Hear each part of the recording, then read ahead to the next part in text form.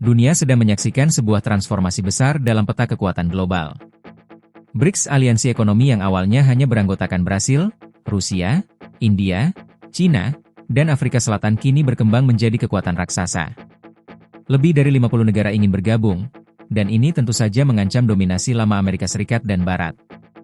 Hingga Agustus 2025, BRICS sudah punya 11 anggota penuh setelah ekspansi besar.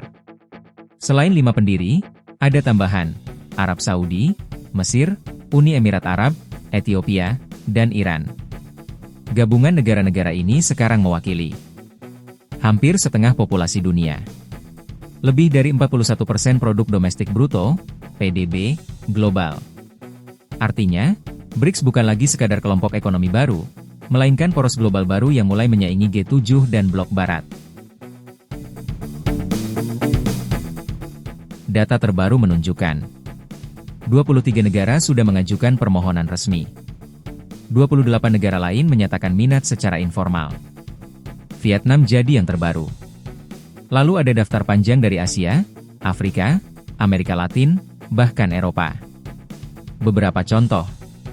Eropa, Belarus, Serbia, Turki. Asia, Bangladesh, Pakistan, Sri Lanka, Suriah. Afrika Timur Tengah, Nigeria, Zimbabwe, Palestina. Amerika Latin, Venezuela, Kuba, Bolivia. Fenomena ini memperlihatkan satu hal, banyak negara ingin keluar dari dominasi dolar AS dan sistem finansial Barat. Ada beberapa alasan utama. 1. Kemandirian ekonomi, banyak negara merasa terkekang oleh dolar AS dan sanksi Barat. 2. Diversifikasi mitra dagang BRICS menawarkan alternatif kerjasama tanpa syarat politik. 3. Energi sumber daya dengan Arab Saudi, UEA, dan Rusia di dalamnya, BRICS punya cadangan energi raksasa. 4. Investasi infrastruktur Cina lewat Belt and Road Initiative, BRI, jadi motor penggerak pembangunan negara-negara berkembang. Yang paling menarik adalah bagaimana Eropa mulai melirik BRICS, meski berada di bawah tekanan Barat. Belarus butuh jalur ekonomi baru karena sanksi. Turki, anggota NATO, secara terbuka menyatakan ketertarikan. Serbia bahkan jadi negara Eropa pertama yang terang-terangan ingin bergabung. Ini adalah sinyal bahaya bagi Uni Eropa dan Amerika. Jika negara-negara Eropa mulai bergabung ke BRICS, dominasi geopolitik Barat akan benar-benar runtuh. Presiden Brasil, Luiz Inácio Lula da Silva, menyebut perkembangan BRICS sebagai tanda keruntuhan multilateralisme lama. Ia menilai sistem internasional yang dikendalikan Barat sudah usang. Sementara itu, Presiden AS Donald Trump mengejek BRICS sudah mati. Bahkan ia mengancam tarif 100% terhadap negara yang mendukung ekspansi BRICS. Tapi, ancaman ini tak membuat banyak negara mundur. Sebaliknya, semakin banyak negara justru mendekat ke BRICS. Ekspansi BRICS jelas didorong oleh 3 motor utama, China, Rusia, dan Iran. China ingin menantang dolar AS lewat mata uang BRICS. Rusia mencari dukungan global di tengah sanksi akibat perang Ukraina. Iran melihat BRICS sebagai panggung untuk menantang hegemoni Barat. Mereka semua mendorong agar proses ekspansi dipercepat, meski beberapa anggota lain lebih hati-hati.